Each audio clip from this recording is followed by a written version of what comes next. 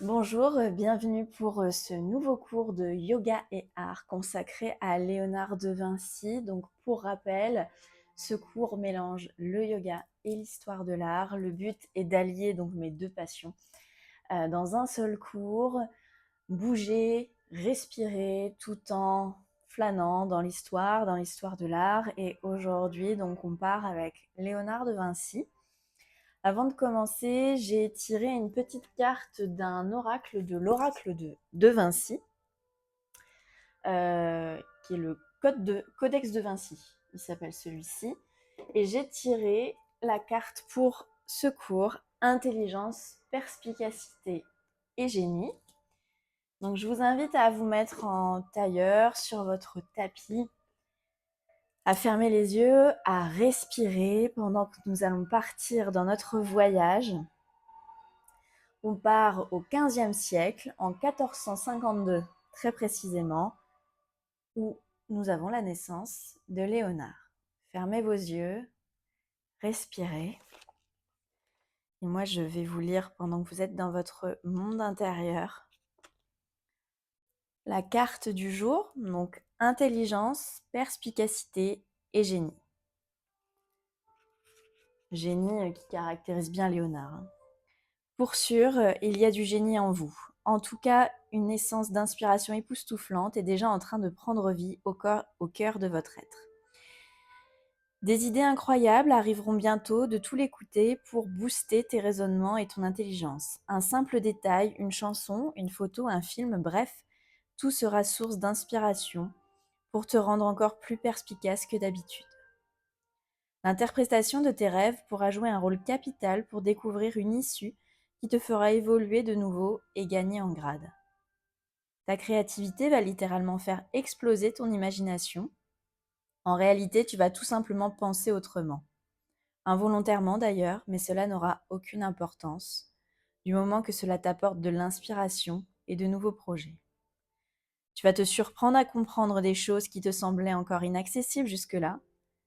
Une enquête peut être aussi résolue et une situation dénouée grâce à toi et à ta nouvelle position d'observation. Petit conseil bien utile avec ce message, mets à ta disposition, à partir de maintenant, des petits carnets un peu partout où tu vis et note-y absolument tous les détails. Tu verras, grâce à tous ces indices, tu pourras élucider bien des mystères. Fais confiance à l'étendue de ton intelligence, même si ce n'est pas au goût des autres, et n'aie pas peur de voir les choses en grand. Respirez, toujours les yeux fermés. Voir les choses en grand, qui est caractéristique de Léonard de Vinci, nous le verrons tout au long de ce cours.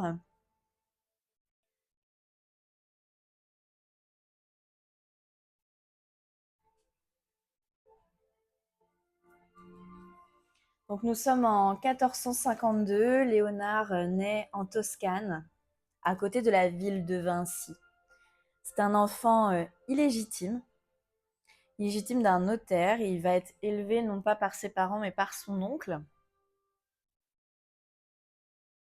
Léonard est un autodidacte, il n'aime pas particulièrement l'école, non pas parce qu'il n'aime pas apprendre, au contraire, mais il n'aime pas la pensée rigide de son époque et le côté trop structurel de l'école de l'époque.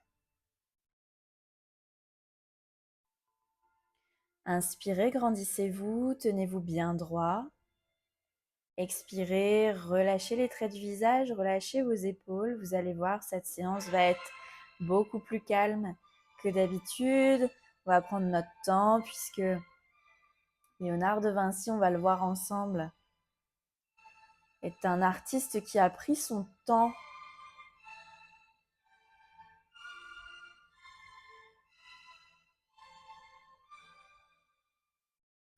À l'âge de 12 ans, il va rentrer en apprentissage dans un atelier. Il ne va pas simplement apprendre à peindre, mais il va également apprendre l'orfèvrerie. Il va apprendre à être forgeron, à être sculpteur. Mais il va se différencier des autres par son talent notamment pour le dessin du corps humain.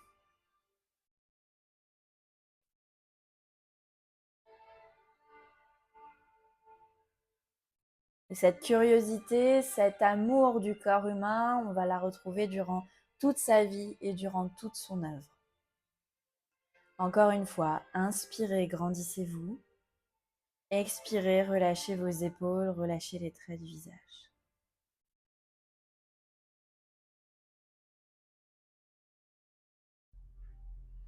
Dans cet atelier, il va développer sa propre technique, apprendre la technique du clair-obscur, donc le fait d'avoir un fond très foncé et de peindre finalement notre sujet de plus en plus clair vers l'avant. Il a une formation qu'on pourrait appeler pluridisciplinaire d'anatomie, mécanique, ferronnerie, dessin. Il commence là-bas les expérimentations, notamment sa technique du sfumato, qui consiste à faire des couches d'huile sur les tableaux très fines, très diluées, ce qui donne cet aspect, on va dire, presque flouté au tableau de Léonard. Une grande inspiration par le nez, une grande expiration par la bouche.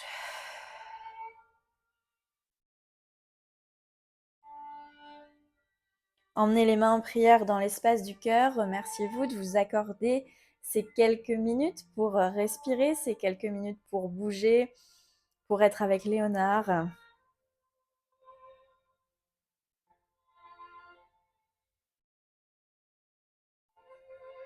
Emmenez le menton à la poitrine. Ouvrez les yeux, regardez le sol.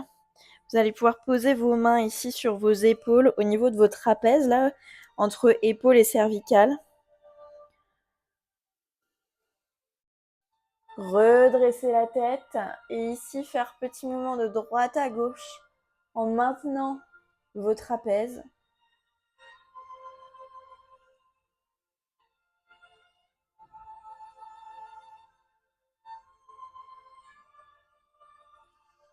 Ramenez le menton à la poitrine, relâchez les mains. Faites des petits cercles. L'oreille va jusqu'à l'épaule, mais pas plus loin. On revient au milieu, vers le bas. Pareil de l'autre côté. Respirez bien.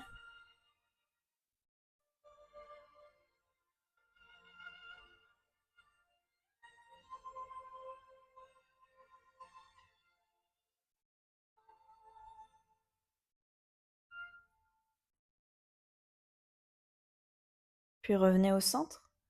La main droite derrière la nuque, la main gauche au sol.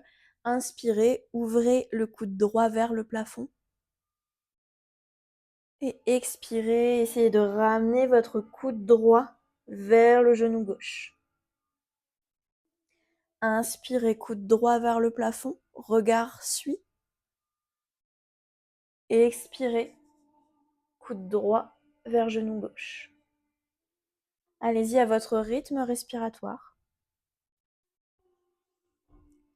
Léonard va commencer les commandes, notamment pour une grande famille, la famille des Médicis.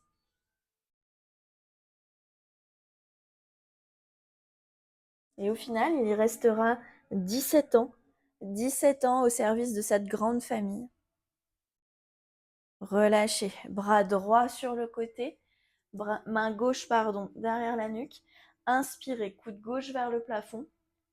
Expirez, coude gauche vers genou droit.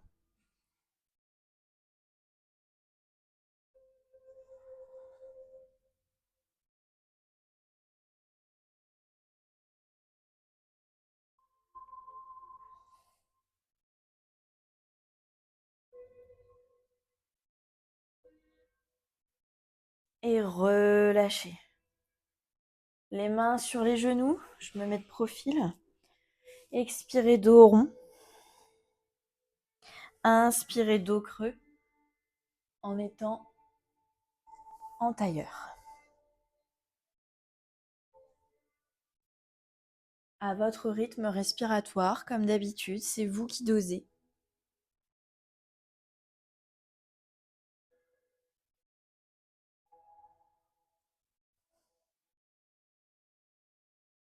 J'inspire et je souffle. Puis revenez sur un dos neutre.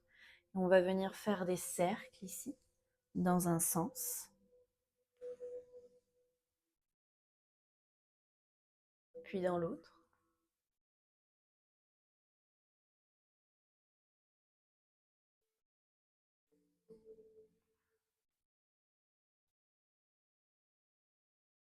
Et relâchez. Très bien. On va pouvoir passer à quatre pattes. Léonard arrive à 30 ans et on est en pleine renaissance italienne. Inspirez dos creux, expirez dos rond. Allez-y à votre rythme pendant que je continue notre épopée. Donc on est en pleine renaissance italienne. Il y a beaucoup de concurrence, notamment avec deux autres grands noms, Raphaël et Michel-Ange. Et Léonard ne va pas être choisi pour peindre le plafond de la chapelle Sixtine, notamment, ce qui va beaucoup le vexer. Et ce qui va différencier son travail des autres, c'est notamment sa lenteur d'exécution. Puisque Léonard est déjà réputé pour être lent dans son travail, puisque comme il fait des couches extrêmement fines, la peinture à l'huile a la particularité de sécher très lentement, contrairement à une peinture plus classique. Et donc plus vous faites de couches, plus ça va être long, plus l'expérimentation va être longue. Revenez sur un dos plat et on va venir faire des cercles de buste dans un sens.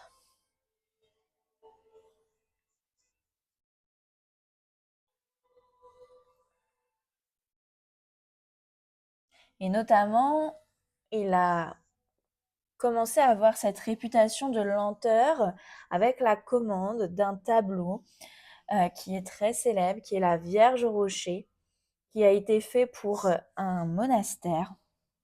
Il a mis des années avant d'honorer finalement cette commande. Et relâchez.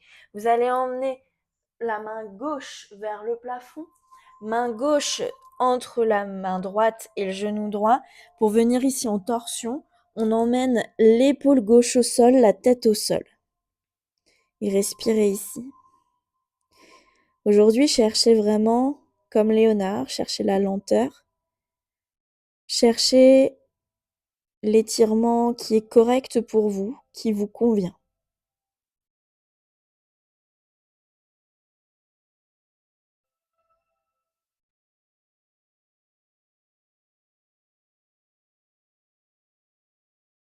Inspirez. Revenez quatre pattes. Expirez, main droite vers le plafond. Main droite sous le bras gauche. Attendez, il y a le micro, j'ôte le micro. Ici, l'épaule droite au sol. La tête au sol. Et respirez.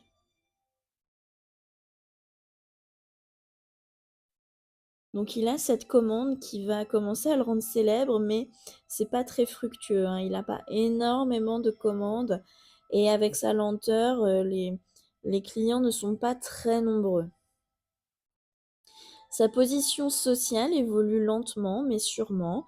Il a 40 ans, il fait partie de la cour de Milan. Et revenez, position quatre pattes. Et on va pouvoir ici venir dans la posture du chiot, les bras vers l'avant. Vous pouvez poser le front au sol. Si vous le souhaitez, les fessiers restent vers le plafond. Étirez vos bras, étirez vos épaules. Respirez. Comme tout à l'heure, on cherche l'étirement qui va bien, l'étirement qui vous convient à vous aujourd'hui, le rythme qui vous convient. Respirez. Une grande inspiration ici, une grande expiration. Et dans cette posture du chiot, ici, vous pouvez poser les coudes au sol, mettre les mains en prière et emmener les mains en prière au niveau des omoplates pour accentuer l'étirement. À côté de ses commandes de tableau, il essaye vraiment de développer sa carrière d'ingénieur, sa carrière d'architecte, ça le passionne réellement. Il s'intéresse aux mathématiques, à la science, à l'astronomie, au corps humain également, puisqu'il a déjà compris que tout est lié et tout fonctionne de la même manière si on a l'esprit ouvert finalement. Relâchez vos bras, revenez à quatre pattes, crochetez les orteils à l'arrière du tapis et venez ici dans votre premier chien tête en bas. Je vous invite ici à rester immobile dans votre chien tête en bas. Fléchissez vos genoux si nécessaire. Cherchez à emmener les talons un petit peu plus loin sur le sol.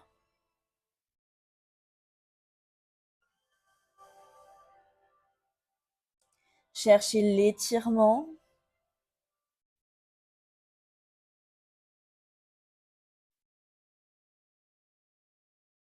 Respirez.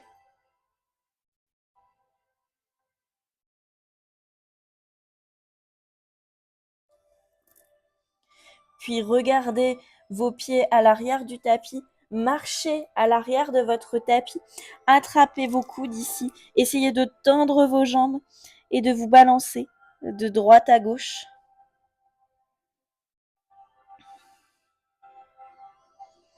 Puis de nouveau, allez en chien tête en bas. Inspirez, pied gauche vers le plafond. On est en chien tête en bas à trois pattes. Pied gauche à l'extérieur de la main gauche. Genou droit au sol. Inspirez, redressez-vous, les bras vers le ciel. Regardez ici. Emmenez les mains en prière au niveau du troisième œil, entre les sourcils. Pour l'ouverture d'esprit, l'intuition qui nous guide pour cette séance avec Léonard. Relâchez les bras le long du corps, reposez les mains au sol, revenez en chien tête en bas. Inspirez, pied droit vers le plafond, pied droit à l'extérieur de la main droite, genou gauche au sol. Inspirez, redressez-vous, bras vers le ciel. Puis main en prière au niveau du troisième œil, respirez.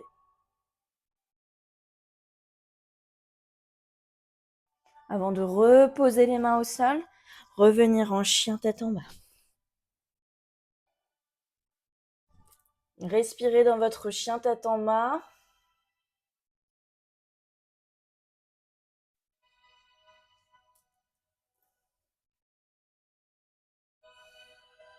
Puis posez les genoux au sol, ici. Restez avec les orteils crochetés sur votre tapis. Redressez-vous.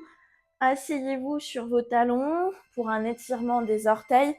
Emmenez les mains en prière au niveau du troisième œil de nouveau. Fermez les yeux. Pour un étirement des orteils qui n'est pas forcément très agréable, je vous l'accorde.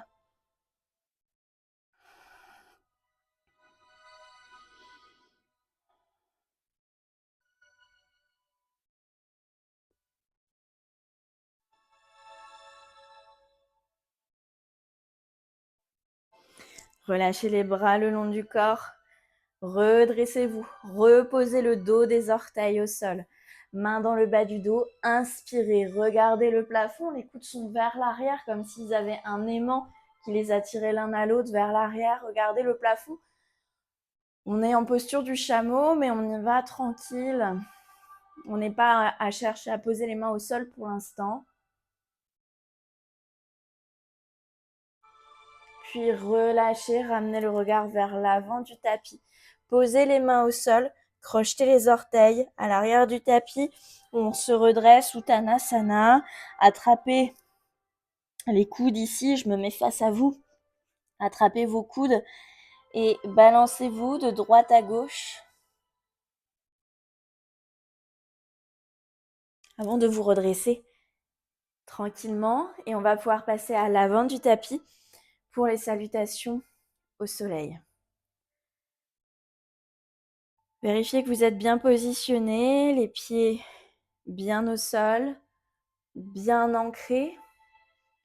Nombril rentré, fessiers rentrés, épaules basses, mains vers l'avant, fermez les yeux. Quelques secondes pour s'ancrer, atterrir ici maintenant, respirer, les yeux fermés.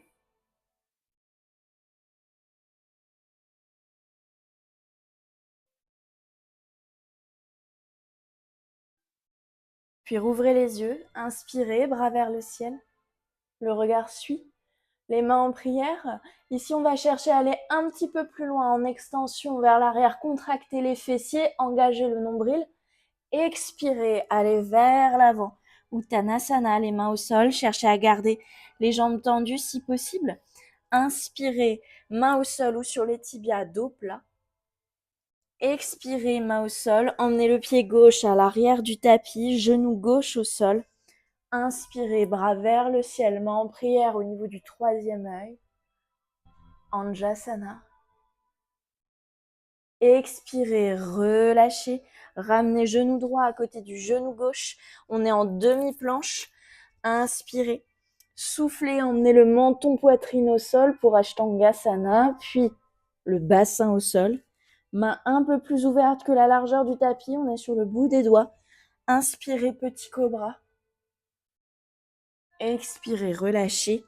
Revenez dans votre chien tête en bas. Cherchez l'immobilité dans le chien ici, à emmener vos talons vers le sol. Inspirez, pied gauche entre les deux mains, genou droit au sol. Inspirez, main en prière au niveau du troisième œil. Regardez le ciel. Expirez, les mains de part et d'autre de votre pied gauche, pied droit à côté du pied gauche. Relâchez votre tête.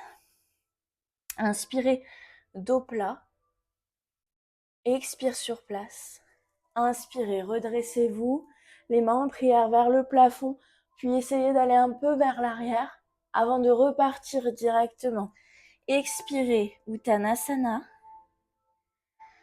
Inspirez, dos plat. Expirez, main au sol, emmenez le pied droit à l'arrière, genou droit au sol. Inspirez, main en prière au niveau du troisième œil, regardez le ciel. Expirez, relâchez les bras, emmenez votre genou gauche à côté du genou droit. On est en demi-planche. Inspirez, soufflez, emmenez menton poitrine au sol. Puis bassin au sol, main un peu plus large que la largeur du tapis, petit cobra. Expirez, chien tête en bas. Inspirez. Expirez, pied droit entre les deux mains, genou gauche au sol. Inspirez, main en prière au niveau du troisième œil. Expirez, main au sol. Uttanasana. Attrapez cette fois-ci de nouveau les coudes et relâchez le souffle. Allez de droite à gauche.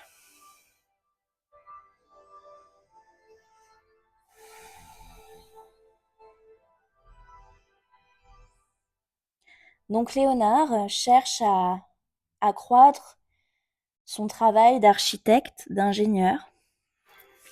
Il va finir par rentrer dans plusieurs palais, dans plusieurs cours. Et c'est à ce moment-là qu'il va peindre notamment des tableaux tels que la Dame à l'hermine. Et en attendant, il va développer toutes ses idées d'ingénierie dans ses fameux carnets, les codex, qui sont une représentation essentielle de tout son travail. Expirez les mains au sol de nouveau. Vous allez pouvoir revenir en chien tête en bas. Avant de poser les genoux au sol, d'ouvrir les genoux plus larges que le bassin. Posez les fessiers pour la posture de l'enfant. Les coudes au sol, les mains en prière au niveau de vos omoplates si c'est possible, sinon vous gardez les mains au sol. Et respirez. Restez ici dans cette posture de l'enfant.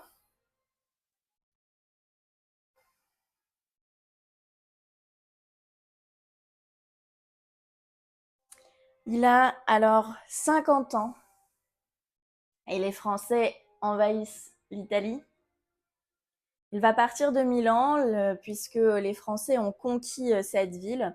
Il va partir à Venise, où il n'aura malheureusement pas un grand succès. Et pendant ce temps-là, il va développer plusieurs tableaux, notamment Sainte-Anne et Saint-Jean-Baptiste, qui sont très connus actuellement. Il revient alors à ses premières amours, il revient à Florence, mais il va de nouveau se déclarer plus comme un ingénieur, un architecte, comme un peintre dans cette nouvelle ville où il atterrit. Relâchez les bras si vous les aviez au niveau des omoplates. Redressez-vous. Rapprochez vos genoux. Les mains dans le bas du dos. Inspirez. Chameau. Et si vous avez envie d'aller un peu plus loin, une main au niveau du talon. Regardez votre pied. Inspirez, revenez. Expirez pareil de l'autre côté. Puis revenez, toujours le regard vers le plafond. Crochetez les orteils ici à l'arrière du tapis. Rasseyez-vous sur vos talons. Puis les mains au sol, Uttanasana à l'arrière du tapis. Relâchez la tête.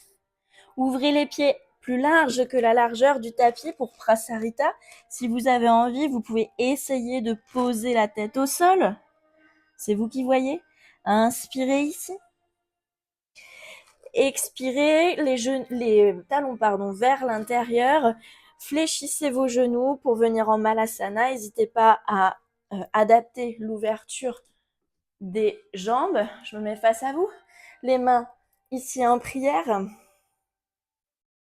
Respirez, on va rester ici quelques respirations.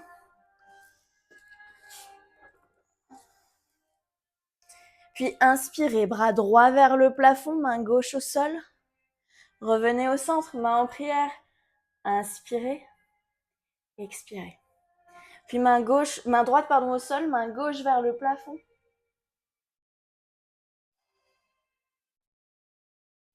Revenez, main en prière, je me remets au niveau de mon tapis.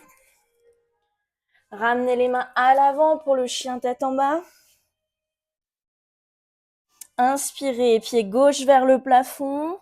Puis expirez, pied gauche à l'extérieur de la main gauche, genou droit au sol. Inspirez, redressez-vous ici. Soit vous venez ici attraper votre pied droit, pour chercher à emmener le talon droit vers la fesse, ou alors vous restez ici avec votre main droite sur le mollet, main gauche sur le genou. Léonard, il va finir par travailler avec les Français parce que on aime bien l'art quand même, nous les Français. Donc il va travailler pour les Français et également pour un autre grand nom de l'époque, pour César Borgia. Inspirez, revenez au centre. Tendez votre jambe gauche ici, allez vers l'avant, les deux mains à l'intérieur du pied gauche.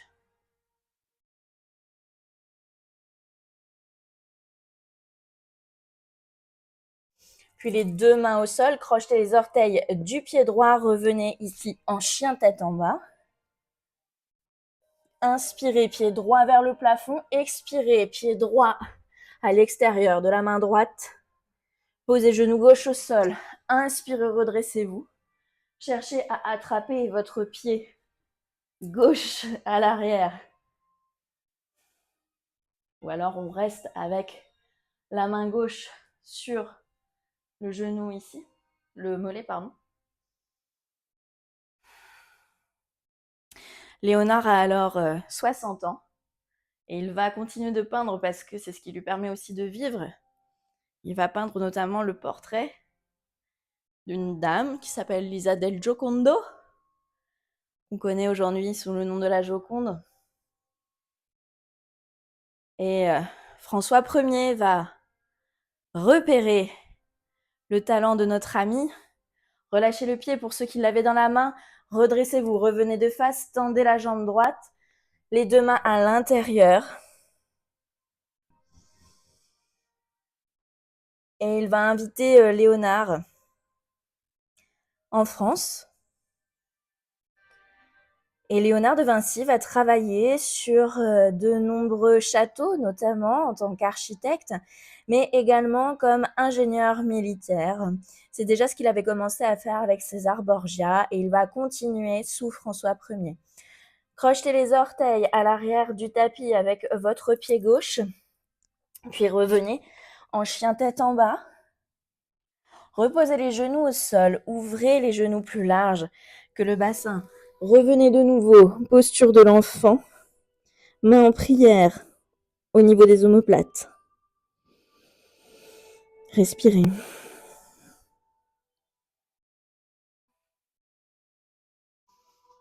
Il va s'installer notamment au château du Clos Lucé, qui n'est pas très loin de chez nous, pour ceux qui sont proches du Blanc. Il va travailler également sur le château d'Amboise, le château de Chambord. Il va mourir en France en 1519, en étant un grand ami de François Ier.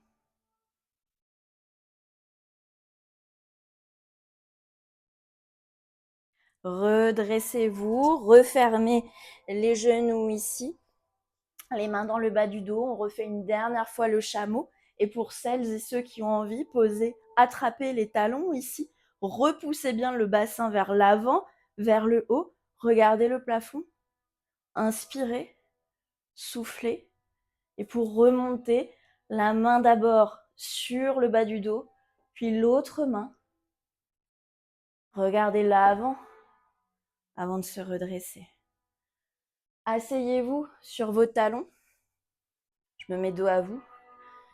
Main droite vers le plafond, main gauche dans le bas du dos, qui monte au niveau des omoplates. Attrapez votre main gauche avec votre main droite, si c'est possible pour vous.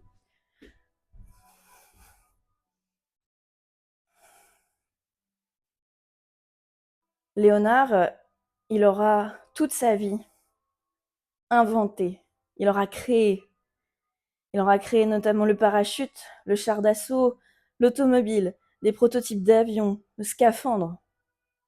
Relâchez les bras, même chose. Main gauche vers le plafond, main droite dans le bas du dos, puis milieu du dos.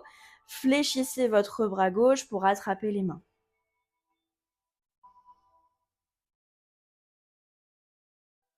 Il y a beaucoup de mystères autour de Léonard, puisqu'il n'a laissé finalement qu'une vingtaine de tableaux.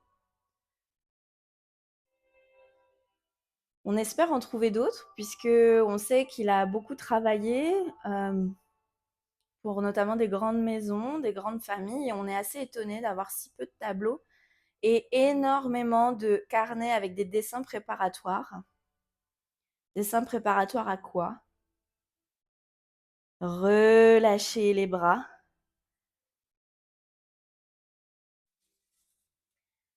Puis ici, on va pouvoir aller vers l'arrière, les mains au sol, pour étirer au niveau des quadriceps à l'avant. Si vous le souhaitez, vous pouvez descendre ici sur les avant-bras. C'est pas accessible pour moi, donc moi je vais rester ici. Ou carrément vous allonger si c'est accessible pour vous. Restez ici. Respirez.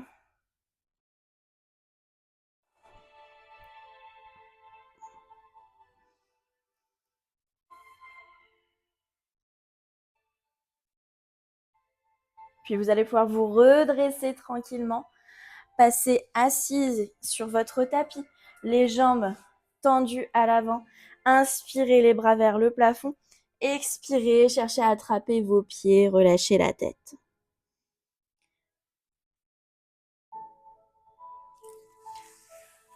L'artiste aura su se différencier par sa curiosité pour tous les domaines. Et c'est ce qui donne à ses œuvres cette profondeur.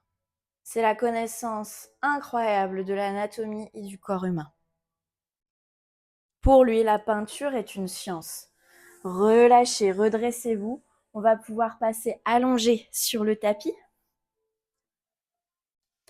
Vous allez pouvoir poser votre pied droit sur le genou gauche, ouvrir le genou droit vers l'extérieur, attraper votre cuisse gauche pour étirer l'arrière le fessier droit.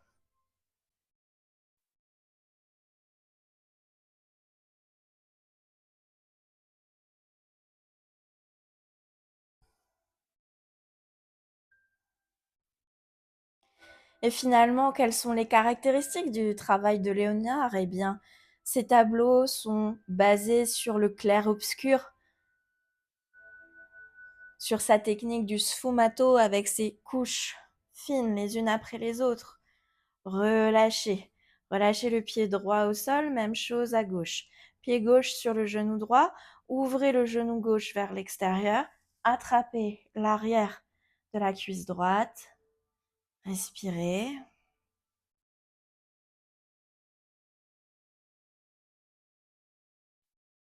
Une autre caractéristique, c'est que le dessin préparatoire sur la toile est presque invisible, tellement il préparait ses dessins en amont. Il travaillait à l'huile exclusivement. La lenteur qui est sa caractéristique.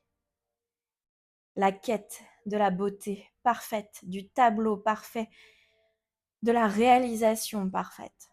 Reposez le pied au sol, pied gauche au sol. Tendez les jambes, tendez les bras, paume de main vers le plafond, fermez les yeux. Pour Shavasana,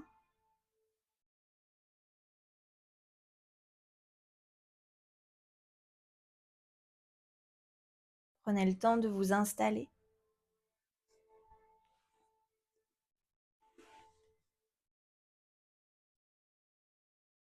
Beaucoup de mystères également dans le travail de Léonard, beaucoup de sens cachés, beaucoup de symbolique dans tous ces tableaux.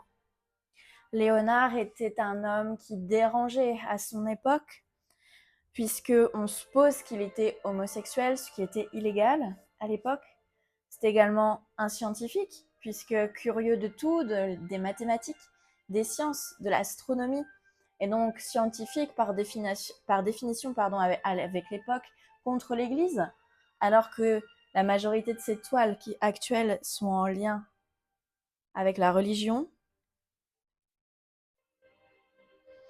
Beaucoup de perspectives, beaucoup de géométrie dans ces tableaux, d'harmonie.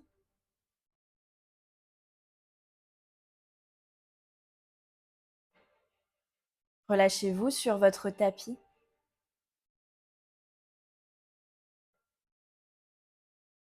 Et avant de faire silence quelques instants, j'aimerais que vous emportiez ça avec vous dans Shavasana, c'est-à-dire l'amour du travail bien fait,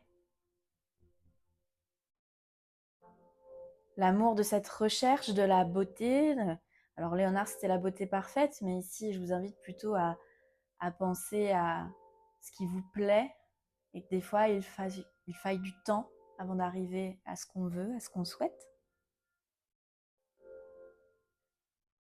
Beaucoup d'intuition pour vous porter du mystère, de la magie,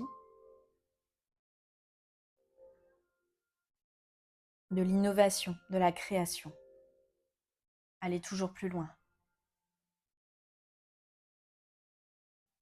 Je vais faire silence quelques instants, vous laisser profiter de Shavasana et je vous retrouve d'ici quelques minutes.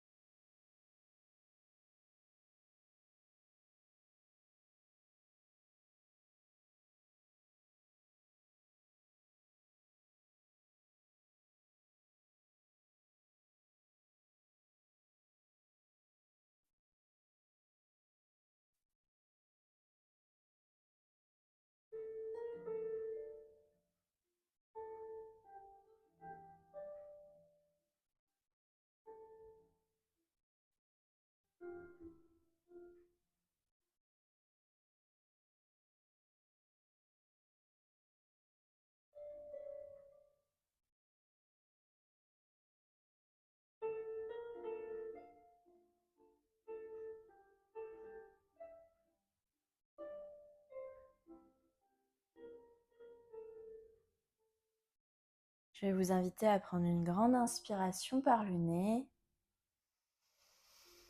une grande expiration par la bouche.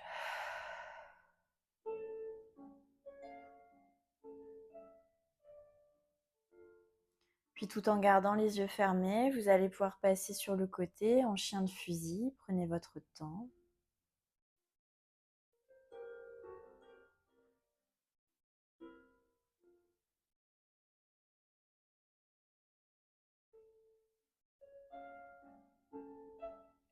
Une grande inspiration par le nez, une grande expiration par la bouche.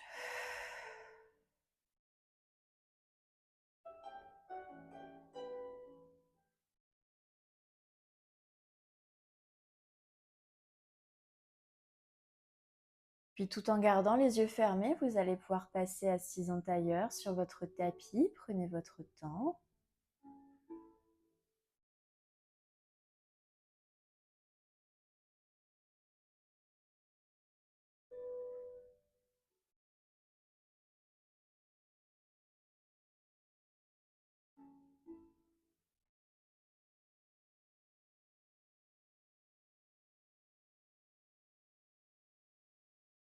Profitez encore du calme. Le calme de Léonard de Vinci.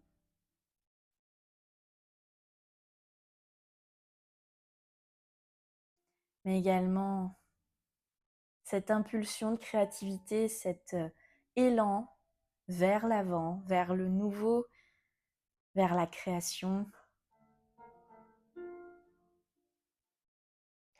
Puis tout en gardant les yeux fermés, emmenez les mains en prière au niveau du troisième œil, en signe d'ouverture d'esprit. L'ouverture d'esprit dont vous avez fait preuve pour cette séance. Puis tout en gardant les yeux fermés, emmenez les mains en prière au niveau des lèvres, en signe de reconnaissance. Reconnaissance envers notre corps qui nous a permis de faire cette séance. Puis tout en gardant les yeux fermés, emmenez les mains en prière au niveau du cœur, en signe de gratitude. Gratitude pour soi, autour de soi et pour plus grand que soi. Emmenez le menton à la poitrine. Ouvrez les yeux, regardez le sol. Et redressez-vous tranquillement. Merci à vous. Namasté.